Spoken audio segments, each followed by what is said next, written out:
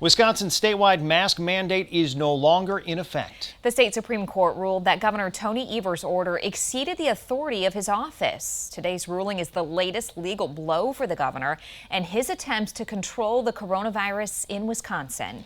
We have team coverage with how this decision will impact you. Tony Galley is in Portage for us with how leaders say they plan to keep their people safe with no order. But first, we go to Capitol Bureau Chief AJ Bypour in the newsroom, breaking down the reasoning and legality behind this decision. AJ? Well, the question surrounding this case all along was, could Governor Evers keep issuing emergency orders every 60 days for the same event? In the 4-3 decision, the court rules that after the first 60 days, the legislature must approve any new orders, and in this case, it does not. On the day the state Supreme Court strikes down his statewide mask order, Governor Tony Evers visits with crews filling potholes, including this stop in Wausau Wednesday. Evers maintains he should be allowed to extend the order, comparing it to another rite of spring in Wisconsin, flooding. When you have a flood, you don't have everybody downstream in an emergency.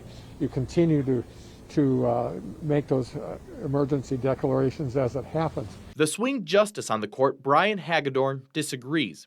In the majority opinion, he writes, quote, "The question in this case is not whether the governor acted wisely, it is whether he acted lawfully. We conclude he did not." The court's 3 liberal justices focus on the word occurrences in the emergency powers language, arguing in their dissent the evolving nature of the pandemic allowed Evers to issue new orders.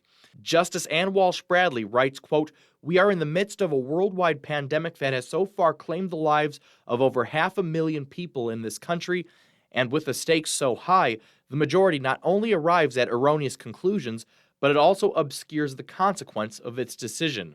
Conservative lawyers like Rick Essenberg say that would set a dangerous new standard. To allow a governor to treat each of those as a separate occurrence, justifying the issuance of a new state of emergency, is essentially to allow the governor to rule by decree indefinitely.